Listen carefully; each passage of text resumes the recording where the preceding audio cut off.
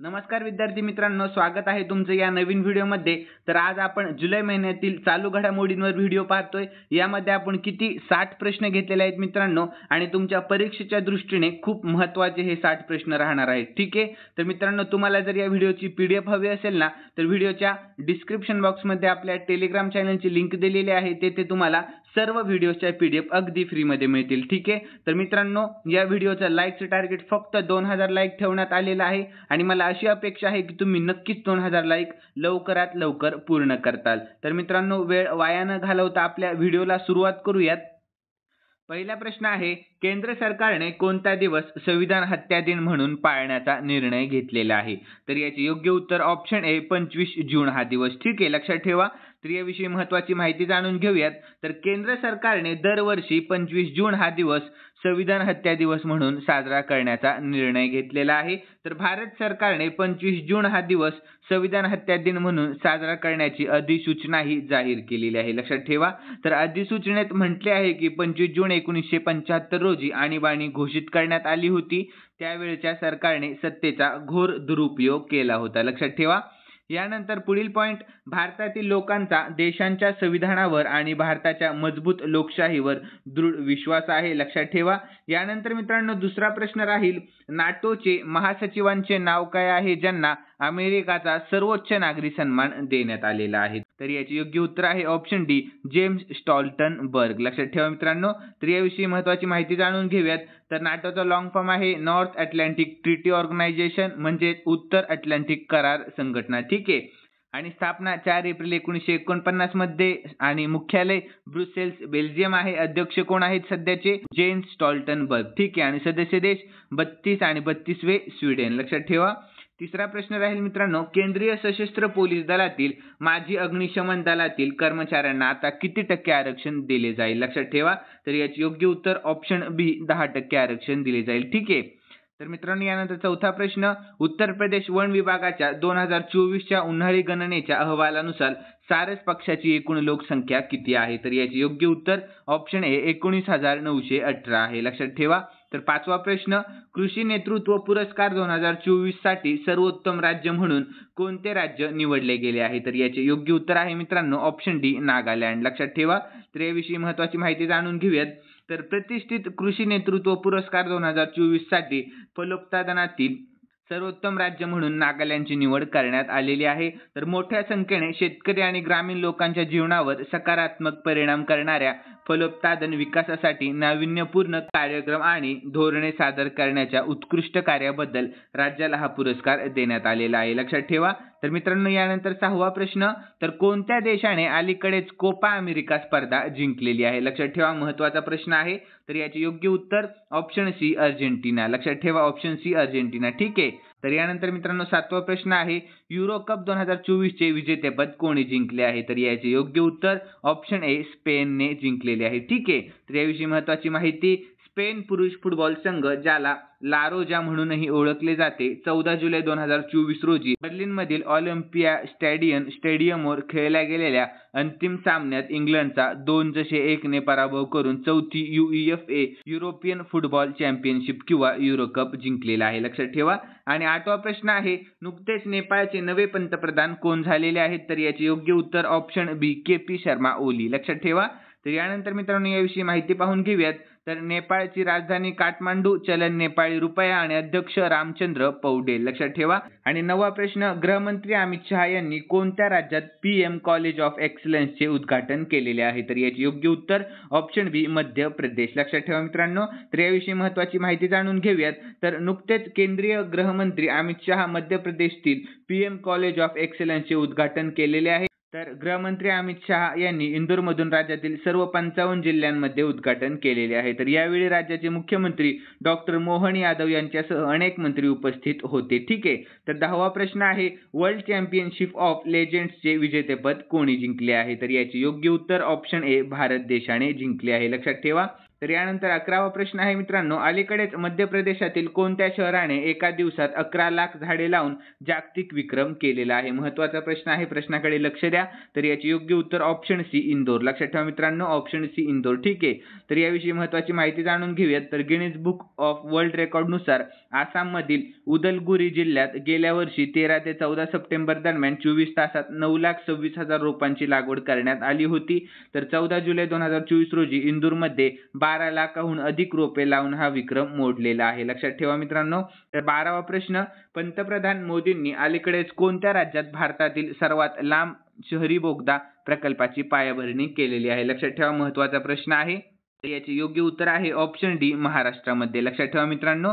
तर याविषयी महत्त्वाची माहिती जाणून घेऊया. तर पंतप्रधान मोदींनी मुंबईत भारतातील सर्वात लांब आणि सर्वात मोठ्या शहरी बोगद्याच्या प्रकल्पाची पायाभरणी केली. तर 16,000 कोटी रुपयांचा ठाणे बोरिवली ट्विन बोगदा प्रकल्प मुंबई महानगर प्रदेश विकास प्राधिकरणामार्फत चालविला जाणारा प्रवासाचा वेळ 1 तासावरून केवळ 12 मिनिटांवर कमी करेल. लक्षात ठेवा. तर बोगद्यातून पश्चिम द्रुतगती महामार्गावरून जाणारी वाहने थेट ठाण्यातील पूर्व द्रुतगती महामार्गावर जाऊ शकतील. लक्षात ठेवा. तर अंतर कमी करण्यासाठी संजय गांधी राष्ट्रीय उद्यानांतर्गत बोगदा बांधण्यात येत आहे. लक्षात ठेवा मित्रांनो. यानंतर महाराष्ट्राविषयी माहिती पाहून घेऊयात. तर मित्रांनो, मुख्यमंत्री कोण आहेत? एकनाथ शिंदे. राजधानी आहे मुंबई आणि राज्यपाल कोण आहेत? CP राधाकृष्णन. लक्षात ठेवा मित्रांनो. यानंतर मित्रांनो, राष्ट्रीय उद्याने पाहून घेऊयात आपण. संजय गांधी राष्ट्रीय उद्यान, नावेगाव राष्ट्रीय उद्यान, पेंच राष्ट्रीय उद्यान. लक्षात ठेवा. आणि 13वा प्रश्न आहे, नुकतीच पॅरिस ऑलिम्पिकसाठी भारताची महिला ध्वजवाहक कोण बनली आहे? लक्षात ठेवा. तर याचे योग्य उत्तर आहे मित्रांनो ऑप्शन बी, PV सिंधू बनलेली आहे. कोण बनलेली आहे? PV सिंधू. ठीक आहे.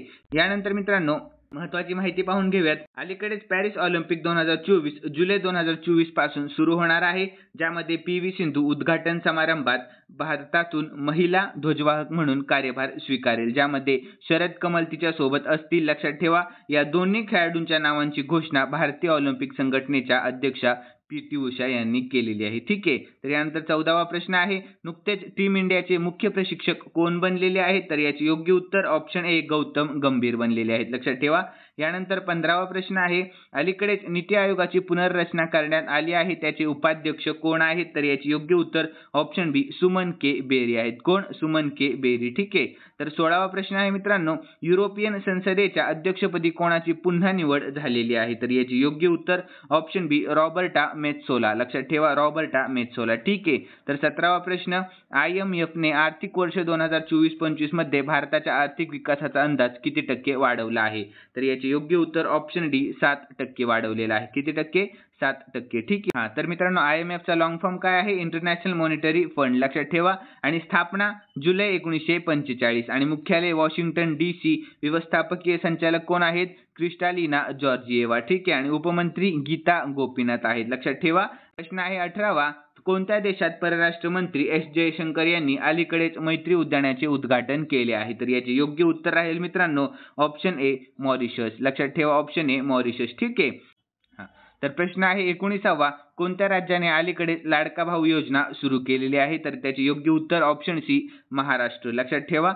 तर प्रश्न आहे 20वा मित्रांनो, नुकतीच महिला आशिया कप T20 स्पर्धा कोठे सुरू झालेली आहे? तर त्याचे योग्य उत्तर ऑप्शन बी, श्रीलंकेमध्ये झालेले आहे. ठीक आहे. तर याविषयी महत्त्वाची माहिती जाणून घेऊयात. तर मित्रांनो, श्रीलंकेची राजधानी आहे कोलंबो. श्री जयवर्धनपुरा. कोटे चलन आहे श्रीलंकन रुपया. अध्यक्ष आहेत राणी विक्रमसिंघे आणि प्रधानमंत्री कोण आहेत? दिनेश गुणवर्धने. लक्षात ठेवा.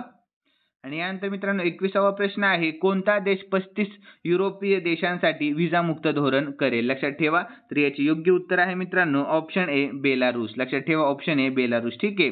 तर याविषयी महत्त्वाची माहिती जाणून घेऊयात. तर बेलारूसची राजधानी मिन्स्क आहे. अध्यक्ष अलेक्झांडर लुकाशेंको. लक्षात ठेवा. आणि चलन बेलारूसी रुबल. लक्षात ठेवा. तर 22वा प्रश्न, अलीकडेच कोणत्या ऑपरेशन अंतर्गत RPF ने गेल्या 7 वर्षात 84,119 मुलांना वाचवलेले आहे? तर याचे योग्य उत्तर ऑप्शन ए, ऑपरेशन नन्हे फरिश्ते. ठीक आहे. तर यानंतर 23वा प्रश्न आहे, नुकतीच सर्वोच्च न्यायालयाचे न्यायाधीश म्हणून कोणी शपथ घेतलेली आहे? लक्षात ठेवा मित्रांनो. तर याचे योग्य उत्तर ऑप्शन डी, दोन्ही, A व B दोन्ही, म्हणजेच न्यायमूर्ती N कोटेश्वर सिंग. लक्षात ठेवा. आणि न्यायमूर्ती R महादेवन. लक्षात ठेवा मित्रांनो. तर यानंतर 24वा प्रश्न आहे, नुकतेच भारतीय T20 संघाचे कर्णधार पद कोणाला देण्यात आलेले आहे? तर याचे योग्य उत्तर ऑप्शन सी, सूर्यकुमार यादवला. ठीक आहे मित्रांनो. यानंतर 25वा प्रश्न, पॅरिस ऑलिम्पिक 2024 मध्ये भारतातील किती खेळाडू सहभागी होतील? लक्षात ठेवा, महत्त्वाचा प्रश्न आहे. तर याचे योग्य उत्तर आहे ऑप्शन ए, 117 खेळाडू. ठीक आहे. यानंतर महत्त्वाची माहिती जाणून घेऊयात याविषयी आपण. तर पॅरिस ऑलिम्पिक 2024 ची आवृत्ती कितवी आहे? 33वी. कार्यक्रम फ्रान्समध्ये आहे. 26 जुलै ते 11 ऑगस्ट 2024 दरम्यान होणार आहे. लक्षात ठेवा मित्रांनो. तर शुभंकर काय आहे? फ्रिगियन कॅप लक्षात ठेवा. आणि ध्वजवाहक शरद कमल आणि PV सिंधू. ठीक आहे. तर मित्रांनो भारतीय संघाचे प्रायोजक कोण आहेत? अदानी समूह म्हणजे अदानी ग्रुप. ठीक आहे. तर यानंतर 26वा प्रश्न आहे, नुकत्याच जाहीर झालेल्या फिफा क्रमवारीत भारताचे स्थान कितवे आहे? तर याचे योग्य उत्तर ऑप्शन ए 124वे स्थान आहे. लक्षात ठेवा. तर याविषयी महत्त्वाची माहिती पाहून घेऊयात. तर टॉपला काय आहे? अर्जेंटिना आहे मित्रांनो. आणि फिफाचा लॉंग फॉर्म फेडरेशन इंटरनॅशनल दी फुटबॉल असोसिएशन. आणि स्थापना 1904 मध्ये झाली. मुख्यालय ज्युरिक स्वित्झर्लंडमध्ये आहे. आणि अध्यक्ष कोण आहेत सध्याचे? Gianni Infantino. लक्षात ठेवा. 27वा प्रश्न पाहून घेऊयात. जगातील 10 सर्वात मोठ्या कोळसा खाणींमध्ये कोणत्या राज्यातील गेवरा आणि कुसमुंडा कोळसा खाणीचा समावेश करण्यात आलेला आहे? तर याचे योग्य उत्तर आहे मित्रांनो ऑप्शन ए छत्तीसगड. ठीक आहे. Option A Chhattisgarh. यानंतर याची महत्त्वाची माहिती पाहून घेऊयात. worldatlas.com द्वारे छत्तीसगडमधील गेवरा आणि कुसमुंडा या 2 कोळसा खाणींचा जगातील पहिल्या 10 कोळसा खाणींमध्ये समावेश करण्यात आलेला आहे. आणि छत्तीसगडमधील या 2 कोळसा खाणींचा देशाच्या वार्षिक कोळसा उत्पादनात 10% वाटा आहे. आणि 2023 ते 24 मध्ये त्यांचे एकत्रित कोळसा उत्पादन 100 दशलक्ष टनांपेक्षा जास्त होते. ठीक आहे. तर या यादीत इंडोनेशियामध्ये सर्वाधिक खाणी आहेत. लक्षात ठेवा. तर 4 तर युनायटेड स्टेट्सच्या ब्लॅक थंडर खाणीला जगातील सर्वात मोठी कोळसा खाण म्हणून स्थान देण्यात आलेले आहे. तर चीन हा जगातील सर्वात मोठा कोळसा उत्पादक आणि ग्राहक आहे मित्रांनो. लक्षात ठेवा. आणि भारत जगातील दुसरा सर्वात मोठा कोळसा उत्पादक आहे. आणि युनायटेड स्टेट्समध्ये जगातील सर्वात मोठा ज्ञात कोळसा साठा आहे मित्रांनो. तर यानंतर छत्तीसगड विषयी महत्त्वाची माहिती पाहून घेऊयात. राजधानी रायपूर आहे. मुख्यमंत्री विष्णुदेव साई आहे. राज्यपाल विष्णुभूषण हरिचंदन आहे. आणि लोकसभेच्या जागा 11, राज्यसभेच्या 5 जागा आहेत मित्रांनो. आणि राष्ट्रीय उद्यान कोणते आहेत? इंदिरा कांगेर गुरु घासीदास राष्ट्रीय उद्यान. लक्षात ठेवा. यानंतर प्रश्न आहे 28वा. भारतातील छप्पर सोलार सिस्टीमसाठी कोणत्या बँकेने अलीकडेच $240.5 दशलक्ष कर्ज मंजूर केलेले आहे? तर याचे योग्य उत्तर आहे मित्रांनो ऑप्शन डी आशियाई विकास बँकेने. कोणत्या बँकेने? आशियाई विकास बँकेने. ठीक आहे. तर यानंतर मित्रांनो याविषयी आपण महत्त्वाची माहिती जाणून घेऊयात. तर आशियाई विकास बँकेने भारतातील सौर छप्पर प्रणालीच्या विस्तारासाठी वित्तपुरवठा करण्यासाठी भारताला $240.5 दशलक्ष कर्ज मंजूर केलेले आहे. यामुळे छप्पर सोलर सिस्टीमचा प्रचार आणि विकास करण्यासाठी आणि देशातील अक्षय ऊर्जा क्षेत्राला चालना देण्यासाठी महत्त्वाकांक्षी सरकारी प्रयत्नांना चालना मिळण्याची अपेक्षा आहे. तर ADB कर्ज SBI आणि नाबार्ड मार्फत दिले जाईल. लक्षात ठेवा मित्रांनो. तर SBI आणि नाबार्ड ADB कर्जाची रक्कम सोलर छप्पर सिस्टीम उत्पादकांना आणि ज्या लोकांना सोलर छप्पर सिस्टीम बसवायची आहे त्यांना कर्ज देण्यासाठी वापरतील. ठीक आहे. तर यानंतर मित्रांनो आशियाई बँकचे मुख्यालय कोठे आहे? मांडलुयोंग मध्ये फिलिपिन्स. लक्षात ठेवा. आणि स्थापना 19 डिसेंबर 1966 मध्ये झालेली आहे. आणि तेथील अध्यक्ष कोण आहेत? मासात्सुगु अस्कावा. मासात्सुगु अस्कावा. ठीक आहे. त्यानंतर 29वा प्रश्न आहे मित्रांनो युनेस्कोच्या 46व्या जागतिक वारसा समितीचे अधिवेशन कोणते शहर आयोजित करेल? ठीक आहे. तर याचे योग्य उत्तर आहे ऑप्शन ए दिल्ली हे शहर करणार आहे. ठीक आहे. यानंतर मित्रांनो महत्त्वाची माहिती पाहून घेऊयात. भारताची राजधानी नवी दिल्ली 21 ते 31 जुलै 2024 या कालावधीमध्ये युनेस्कोच्या 46व्या जागतिक वारसा समितीच्या सत्राचे आयोजन करण्यासाठी सज्ज आहे. भारतात पहिल्यांदाच याचे आयोजन केले जात आहे. लक्षात ठेवा. आणि भारताचे पंतप्रधान नरेंद्र मोदी यांनी केंद्रीय सांस्कृतिक मंत्री जी किशन रेड्डी यांच्या उपस्थित समारंभाचे उद्घाटन झालेले आहे. तर केंद्रीय सांस्कृतिक मंत्रालय युनेस्कोच्या सहकार्याने या कार्यक्रमाचे आयोजन करत आहे. लक्षात ठेवा. यानंतर मित्रांनो युनेस्को विषयी शॉर्ट मध्ये माहिती पाहून घेऊयात. तर स्थापना 16 नोव्हेंबर 1945 मध्ये झालेली आहे युनेस्कोची. मुख्यालय आहे पॅरिस फ्रान्स मध्ये. लक्षात ठेवा. आणि महासंचालक कोण आहेत? ऑड्रे अझौले. लक्षात ठेवा ऑड्रे अझौले. ठीक आहे. यानंतर 30वा प्रश्न आहे नीती आयोगाने देशातील इलेक्ट्रॉनिक उत्पादनात $500 अब्ज गाठण्याचे लक्ष्य कधीपर्यंत ठेवलेले आहे?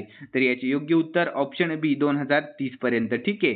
तर याविषयी आपण महत्त्वाची माहिती पाहून घेऊयात. आंतरराष्ट्रीय नाणेनिधी IMF च्या मते अमेरिका, चीन, जपान, जर्मनी आणि फ्रान्स नंतर भारत ही जगातील 5वी सर्वात मोठी अर्थव्यवस्था आहे. लक्षात ठेवा. आणि मित्रांनो प्रश्न 31वा आहे BCCI ने पॅरिस ऑलिम्पिक मोहिमेसाठी किती रुपयांचे योगदान दिलेले आहे? तर याचे योग्य उत्तर आहे ऑप्शन बी 8.5 कोटी रुपयांचे योगदान दिलेले आहे. किती? 8.5 कोटी. ठीक आहे. तर यानंतर महत्त्वाची माहिती.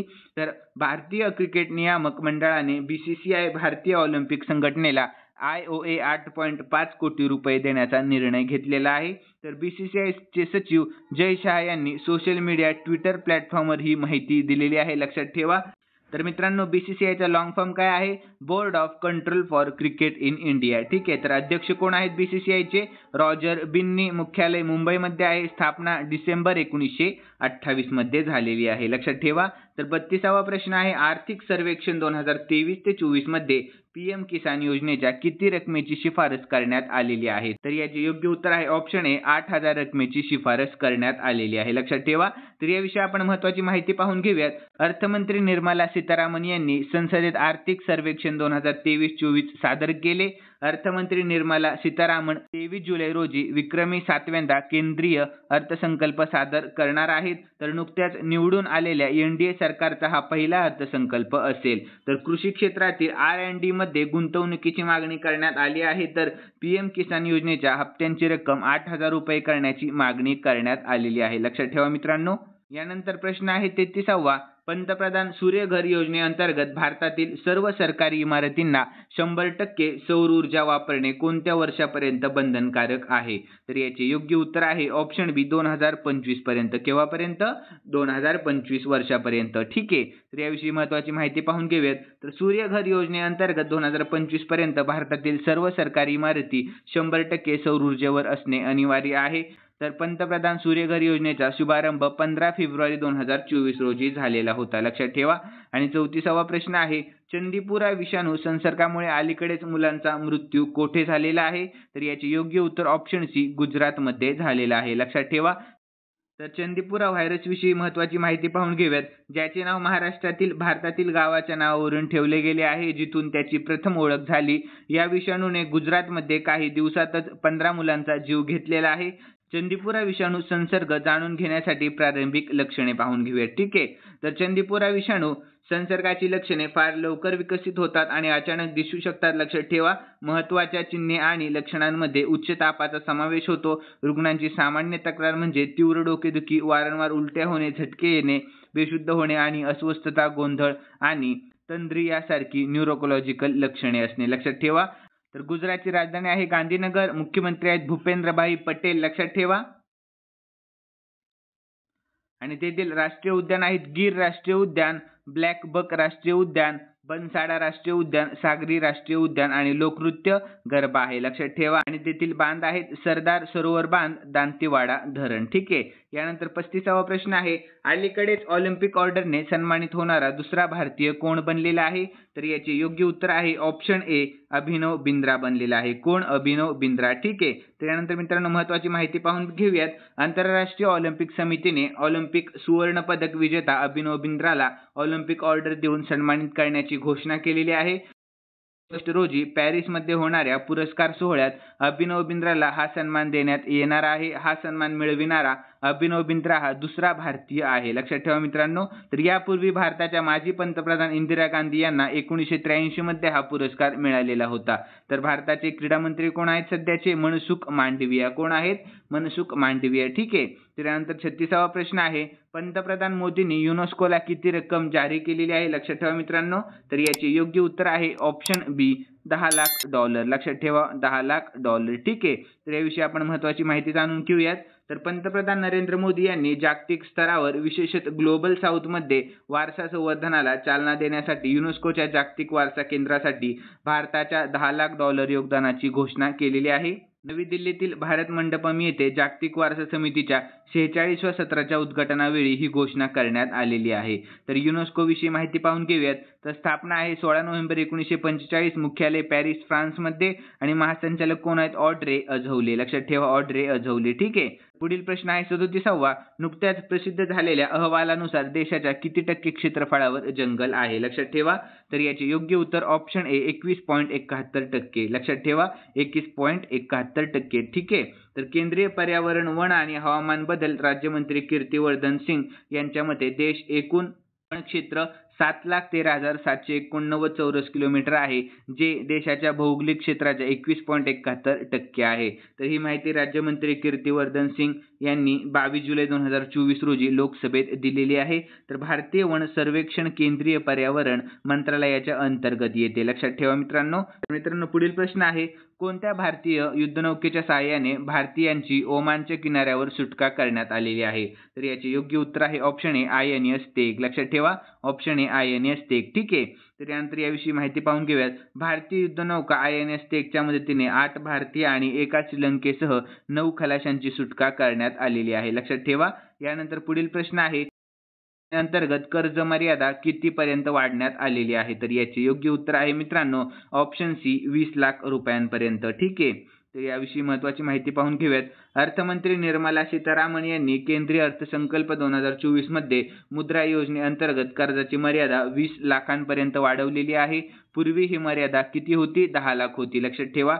तर पुढील पॉईंट आहे, ही सुविधा ज्यांनी यापूर्वी तरुण वर्गात घेतलेले कर्ज घेतले आहे आणि यशस्वीपणे परतफेड केलेली आहे त्यांच्यासाठी आहे. लक्षात ठेवा. उल्लेखनीय आहे की अर्थमंत्री निर्मला सीतारामन यांनी 23 जुलै रोजी संसदेत अर्थसंकल्प सादर केलेला आहे. लक्षात ठेवा. आणि पुढील प्रश्न आहे मित्रांनो, केंद्रीय अर्थसंकल्प 2024 ते 25 मध्ये खेलो इंडिया उपक्रमासाठी किती कोटी रुपयांची तरतूद करण्यात आलेली आहे? लक्षात ठेवा. तर याचे योग्य उत्तर ऑप्शन सी 900 कोटी रुपयांची तरतूद करण्यात आलेली आहे. तर याविषयी आपण महत्त्वाची माहिती देखील पाहून घेऊयात. अर्थमंत्री निर्मला सीतारामन यांनी देशातील खेळांना प्रोत्साहन देण्यासाठी 2024 ते 25 च्या केंद्रीय अर्थसंकल्पात 3442 कोटी रुपयांची तरतूद केलेली आहे. त्यापैकी 900 कोटी रुपये खेलो इंडिया उपक्रमासाठी ठेवण्यात आलेले आहेत. तर पंतप्रधान नरेंद्र मोदी यांच्या नेतृत्वाखाली सरकारच्या 3ऱ्या कार्यकाळातील हा पहिला अर्थसंकल्प होता. तर सध्याचे क्रीडा मंत्री कोण आहेत मित्रांनो? किरेन रिजिजू. लक्षात ठेवा मित्रांनो. प्रश्न आहे 41वा. पुढील प्रश्न, केंद्रीय अर्थसंकल्प 2024 ते 25 मध्ये किती संरक्षण बजेट ठेवण्यात आलेले आहे? महत्त्वाचा प्रश्न आहे. तर याचे योग्य उत्तर आहे ऑप्शन बी 6.22 लाख कोटी रुपयांचे. लक्षात ठेवा. यानंतर मित्रांनो याविषयी आपण महत्त्वाची माहिती पाहून घेऊयात. तर संरक्षण मंत्रालयाला 2024 ते 25 या आर्थिक वर्षाच्या नियमित केंद्रीय अर्थसंकल्पात 6.22 लाख कोटी रुपयांची विक्रमी वाटप करण्यात आली आहे, जी सर्व मंत्रालयांमध्ये सर्वाधिक वाटप आहे. तर एकूण वाटप मागील आर्थिक वर्षाच्या तुलनेत 18.43% जास्त आहे.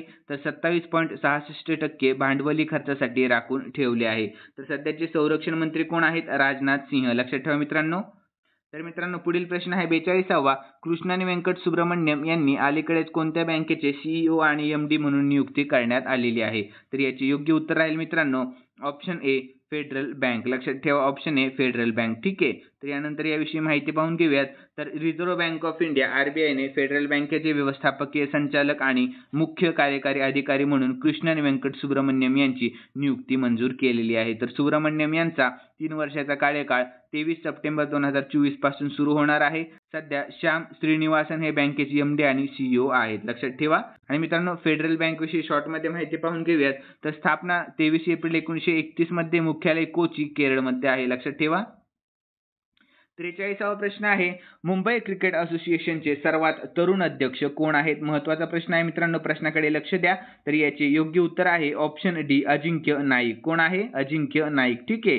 तर यानंतर मित्रांनो महत्त्वाची माहिती जाणून घेऊयात आपण. तर वयाच्या 37व्या वर्षी अजिंक्य नाईक यांना मुंबई क्रिकेट असोसिएशनचे अध्यक्ष बनवण्यात आलेले आहे. तर अजिंक्य नाईक मुंबई क्रिकेट असोसिएशनचा MCA सर्वात तरुण अध्यक्ष बनलेला आहे. तर MCA माजी अध्यक्ष अमोल काळे यांच्या निधनामुळे या निवडणुका घेण्यात आलेल्या होत्या. लक्षात ठेवा. तर 44वा प्रश्न आहे, T20 आंतरराष्ट्रीय मध्ये भारतासाठी सर्वाधिक धावा करणारे खेळाडू कोण बनलेले आहे? लक्षात ठेवा. तर याचे योग्य उत्तर आहे ऑप्शन बी हरमनप्रीत कौर. कोण बनलेले आहे? हरमनप्रीत कौर. ठीक आहे मित्रांनो. तर याविषयी आपण महत्त्वाची माहिती पाहून घेऊयात. तर हरमनप्रीत कौर UAE विरुद्ध महिला आशियाई चषक T20 सामन्यात स्मृती मानधनाला मागे टाकत महिला T20 आंतरराष्ट्रीय मध्ये भारताची सर्वाधिक धावा करणारी खेळाडू बनलेली आहे. तिने 47 चेंडूत 66 धावा केल्यात. लक्षात ठेवा मित्रांनो. तिच्या एकूण धावा 3415 झालेल्या आहेत. यानंतर 45वा प्रश्न आहे, आंतरराष्ट्रीय गणित ऑलिम्पियाड मध्ये भारताला कोणते स्थान मिळालेले आहे? तर याचे योग्य उत्तर आहे ऑप्शन डी 4थे स्थान मिळालेले आहे. कितवे स्थान? 4थे स्थान मिळालेले आहे. ठीक आहे. लक्षात ठेवा मित्रांनो. तर याविषयी आपण महत्त्वाची माहिती जाणून घेऊयात. आंतरराष्ट्रीय गणित ऑलिम्पियाड 2024 मध्ये भारताने 4 सुवर्ण आणि 1 रौप्य पदक जिंकलेले आहे आणि यासह भारत जगाचा 4थ्या स्थानावर आलेला आहे. लक्षात ठेवा. तर इंग्लंडमध्ये 65व्या आंतरराष्ट्रीय गणितीय ऑलिम्पियाडचे आयोजन करण्यात आले होते. त्यास भारतातील 6 विद्यार्थ्यांनी सहभाग घेतला होता. तर आंतरराष्ट्रीय गणित ऑलिम्पियाडमध्ये अमेरिकेला पहिले, चीनला दुसरे आणि दक्षिण कोरियाला तिसरे स्थान मिळालेले आहे आणि आपल्या भारत देशाला 4थे स्थान मिळालेले आहे. लक्षात ठेवा मित्रांनो. यानंतर 167 गुणांसह भारत 4थ्या स्थानावर आहे. तर पुढील पॉईंट आहे मित्रांनो, आंतरराष्ट्रीय गणितीय ऑलिम्पियाडमध्ये जगभरातील 108 देश सहभागी झाले होते. लक्षात ठेवा. तर मित्रांनो प्रश्न आहे 46वा, सन 2024चा सर्वोत्कृष्ट कृषी राज्य पुरस्कार कोणाला प्रदान करण्यात आलेला आहे? तर याचे योग्य उत्तर आहे मित्रांनो ऑप्शन ए, महाराष्ट्र. लक्षात ठेवा. तर याविषयी आपण महत्त्वाची माहिती जाणून घेऊयात. तर 15व्या कृषी नेतृत्व पुरस्कार समितीने 2024च्या सर्वोत्कृष्ट कृषी राज्य पुरस्कारासाठी महाराष्ट्राची निवड केलेली आहे. या समितीचे अध्यक्ष भारताचे माजी सरन्यायाधीश आणि केरळचे राज्यपाल पी. सदाशिवम आहेत. महाराष्ट्राचे मुख्यमंत्री एकनाथ शिंदे यांनी नवी दिल्ली येथे एका समारंभाचे आयोजन करून हा पुरस्कार स्वीकारलेला आहे. तर कृषी आणि ग्रामीण भागातील नाविन्यपूर्ण उपक्रमासाठी महाराष्ट्राला या पुरस्काराने सन्मानित करण्यात आलेले आहे. तर मित्रांनो सर्वोत्कृष्ट कृषी राज्य पुरस्काराविषयी माहिती पाहून घेऊयात आपण. तर ॲग्रिकल्चर टुडे मासिकाने 2008 मध्ये या पुरस्काराची स्थापना केली होती. कृषी क्षेत्रात अनुकरणीय नेतृत्व प्रदर्शित करणाऱ्या विविध सरकारे, व्यक्ती आणि संस्थांच्या योगदानाला या पुरस्काराने गौरव केला जातो. लक्षात ठेवा. तर महाराष्ट्राविषयी महत्त्वाची माहिती पाहून घेऊयात. स्थापना आहे 1 मे 1960. राजधानी मुंबई आहे. मुख्यमंत्री एकनाथ शिंदे आहेत. लक्षात ठेवा मित्रांनो. आणि राज्यपाल आहेत सी.पी. राधाकृष्णन. कोण आहेत राज्यपाल? सी.पी. राधाकृष्णन. लक्षात ठेवा मित्रांनो. यानंतर 47वा प्रश्न आहे, खालीलपैकी कोणती आंतरराष्ट्रीय ऑलिम्पिक समितीचे सदस्य म्हणून पुन्हा निवड झालेली आहे? तर याचे योग्य उत्तर आहे ऑप्शन सी, नीता अंबानी यांची. कोणाची? नीता अंबानी यांची. ठीक आहे. तर याविषयी आपण महत्त्वाची माहिती पाहून घेऊयात. नीता अंबानी यांची नुकतीच आंतरराष्ट्रीय ऑलिम्पिक समितीवर दुसऱ्यांदा एकमताने निवड झालेली आहे. लक्षात ठेवा मित्रांनो. तर पुढील पॉईंट 2016 मध्ये रिलायन्स फाउंडेशन सुरू करणाऱ्या नीता अंबानी या IOC मध्ये सामील होणाऱ्या पहिल्या भारतीय महिला ठरलेल्या आहेत. लक्षात ठेवा. तर यानंतर मित्रांनो IOC चा लॉंग फॉर्म काय आहे? International Olympic committee. लक्षात ठेवा. आणि स्थापना केव्हा झालेली आहे IOC ची? 23 जुलै 1894 मध्ये. मुख्यालय लॉसने स्वित्झर्लंड मध्ये आहे. लक्षात ठेवा. आणि अध्यक्ष कोण आहेत? थॉमस बाक आहेत. लक्षात ठेवा. तर मित्रांनो 48वा प्रश्न आहे, राष्ट्रपती भवन येथे असलेल्या दरबार हॉलचे नाव काय ठेवण्यात आलेले आहे? तर याचे योग्य उत्तर आहे ऑप्शन बी, गणतंत्र मंडप ठेवण्यात आलेले आहे. लक्षात ठेवा. तर याविषयी महत्त्वाची माहिती. तर राष्ट्रपती भवनातील प्रतिष्ठित दरबार हॉल आणि अशोका हॉलचे अनुक्रमे गणतंत्र मंडप आणि अशोक मंडप असे नामांकरण करण्यात आलेले आहे. लक्षात ठेवा. तर 49वा प्रश्न आहे, 25वा कारगिल विजय दिवस कधी साजरा करण्यात आलेला आहे? तर याचे योग्य उत्तर आहे मित्रांनो ऑप्शन ए, 26 जुलै रोजी साजरा करण्यात आलेला आहे. लक्षात ठेवा.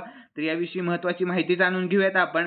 तर 1999च्या कारगिल युद्धात भारतीय सैन्याच्या शूर सैनिकांच्या बलिदानाच्या आणि भारतीय सशस्त्र दलाच्या पाकिस्तानावर विजयाच्या सन्मानार्थ कृतज्ञ राष्ट्र दरवर्षी 26 जुलै हा दिवस कारगिल विजय दिवस म्हणून साजरा करतो. तर कारगिल विजय दिवसाच्या 25व्या वर्धापना दिनानिमित्त पंतप्रधान नरेंद्र मोदी द्रास येथील कारगिल युद्ध स्मारक येथे शहीदांना श्रद्धांजली अर्पण करण्यासाठी केंद्रशासित प्रदेश लडाखच्या द्रास सेक्टरला भेट देतील. लक्षात ठेवा मित्रांनो. तर कारगिल युद्धाविषयी थोडीशी माहिती पाहून घेऊयात आपण. तर कारगिल युद्ध 8 मे 1999 ते 26 जुलै 1999 दरम्यान भारतीय लष्कर आणि पाकिस्तानी सैन्यादरम्यान लढले गेले.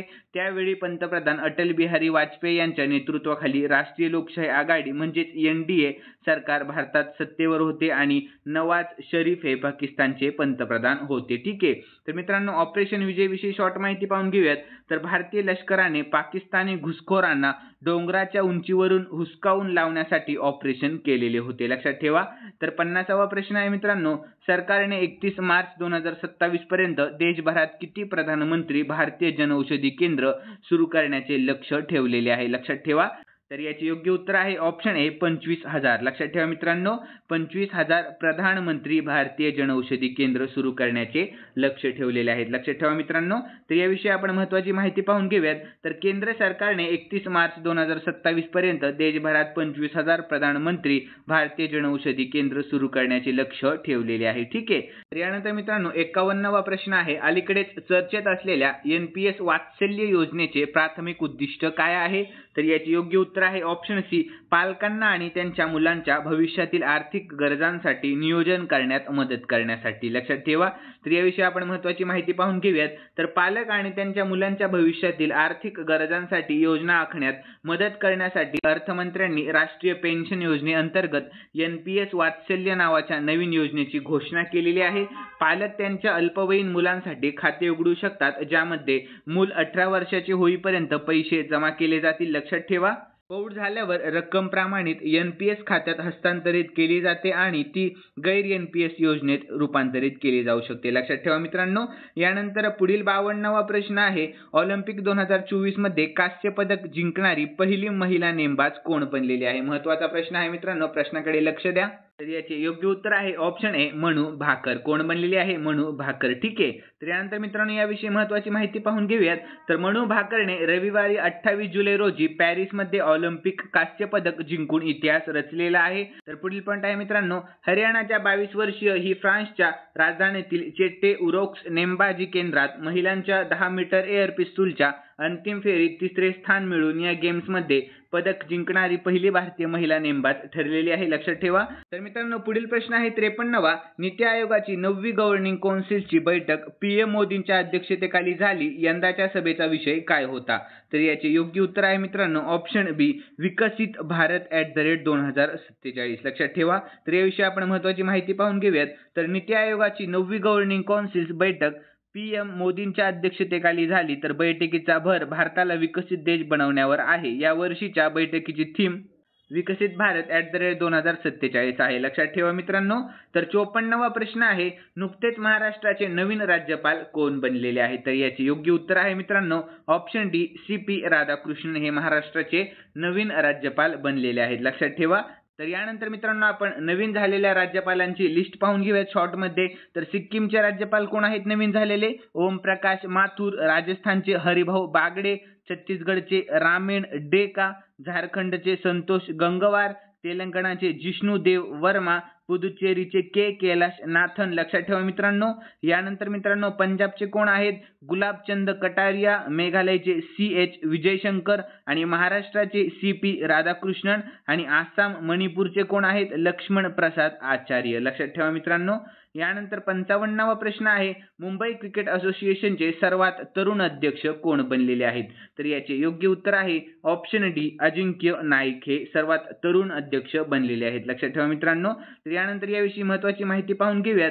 वयाच्या 37व्या वर्षी अजिंक्य नाईक यांना मुंबई क्रिकेट असोसिएशनचे अध्यक्ष बनवण्यात आलेले आहे. पुढील पॉईंट आहे, अजिंक्य नाईक मुंबई क्रिकेट असोसिएशनचा सर्वात तरुण अध्यक्ष बनला आहे. लक्षात ठेवा. तर MCAचे माजी अध्यक्ष अमोल काळे यांच्या निधनामुळे या निवडणुका घेण्यात आलेल्या आहेत. लक्षात ठेवा. तर 56वा प्रश्न आहे मित्रांनो, नीती आयोगाच्या 9व्या गव्हर्निंग कौन्सिलच्या बैठकीत अध्यक्ष कोण होते?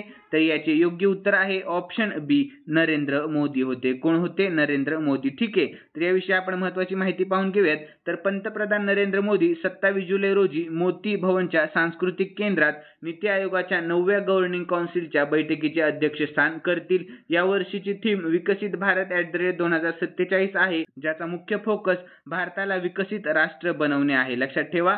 आणि यानंतर मित्रांनो 57वा प्रश्न आहे, कसोटी क्रिकेटमध्ये 12,000हून अधिक धावा करणारा 7वा फलंदाज कोण आहे? तर याचे योग्य उत्तर ऑप्शन ए, जो रूट आहे. कोण आहे? जो रूट. ठीक आहे.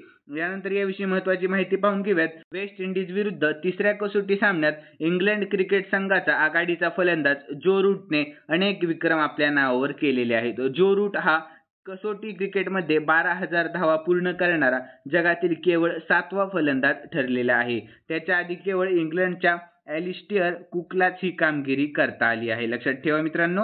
यानंतर 58वा प्रश्न आहे, IMFने आर्थिक वर्ष 2024 ते 25 मध्ये भारताच्या आर्थिक विकासाचा अंदाज किती टक्के वाढवला आहे? तर याचे योग्य उत्तर ऑप्शन डी, 7% वाढवलेला आहे. लक्षात ठेवा मित्रांनो. तर याविषयी महत्त्वाची माहिती पाहून घेऊयात आपण. तर आंतरराष्ट्रीय नाणेनिधी IMF ने 2024 या आर्थिक वर्षाचा अंदाज वर्तवला आहे. तर 2025 मध्ये भारताच्या आर्थिक विकासाचा अंदाज 20 अंकांनी वाढवून 7% नेण्यात आलेला आहे. लक्षात ठेवा मित्रांनो. तर IMF म्हणजे काय? इंटरनॅशनल मॉनिटरी फंड लक्षात ठेवा आणि स्थापना झालेली आहे 1944 जुलैमध्ये आणि मुख्यालय वॉशिंग्टन DC आणि व्यवस्थापकीय संचालक कोण आहेत? Kristalina Georgieva. लक्षात ठेवा. आणि उपमंत्री कोण आहेत? गीता गोपीनाथ. लक्षात ठेवा. यानंतर 59वा प्रश्न आहे, कोणत्या देशाने अलीकडेच पहिला महिला आशियाई चषक जिंकलेला आहे? तर याचे योग्य उत्तर आहे ऑप्शन सी, श्रीलंकेने जिंकलेला आहे. लक्षात ठेवा. यानंतर मित्रांनो 60वा प्रश्न आहे, बांगलादेशातील युद्ध सैनिकांच्या नातेवाईकांसाठी सरकारी नोकऱ्यांमध्ये किती टक्के आरक्षण होते? तर याचे योग्य उत्तर ऑप्शन बी, 30% आरक्षण होते. किती टक्के? 30% आरक्षण होते. ठीक आहे. तर याविषयी आपण महत्त्वाची माहिती पाहून घेऊयात. बांगलादेशातील कोटा प्रणाली हटवण्याच्या तरुणांच्या मागणीला अधिक गती मिळाली. आंदोलन बांगलादेशच्या 1971च्या स्वातंत्र्य युद्धात लढलेल्या दिग्गजांच्या नातेवाईकांसाठी 30% सरकारी नोकऱ्या राखीव ठेवलेल्या कोटा प्रणालीचा शेवट करण्याची मागणी करत होते. लक्षात ठेवा मित्रांनो. तर मित्रांनो खालील प्रश्न मी स्पेशली तुमच्यासाठी ठेवलेला आहे आणि जर तुम्हाला दोन्ही प्रश्न येत असतील ना तर दोन्ही प्रश्नांची उत्तर देण्याचा प्रयत्न करा. 2 प्रश्न घेतलेले आहेत. लक्ष द्या प्रश्नाकडे. संघ लोकसेवा आयोगाचे म्हणजेच UPSCचे नवीन अध्यक्ष म्हणून कोणाची निवड झालेली आहे? लक्ष द्या प्रश्नाकडे. आणि यानंतर दुसरा प्रश्न आहे, महाराष्ट्राचे नवीन राज्यपाल यांचे नाव काय आहे? तर या दोन्ही प्रश्नांची जर तुम्हाला उत्तरे येत असतील तर कमेंट बॉक्समध्ये दोन्ही प्रश्नांची उत्तर देण्याचा प्रयत्न करा. आणि जर मित्रांनो तुम्हाला जर आजचा व्हिडिओ आवडलेला असेल तर व्हिडिओला लाईक करा आणि सबस्क्राईब करायला अजिबात विसरू नका. चला भेटूया नवीन व्हिडिओमध्ये. धन्यवाद.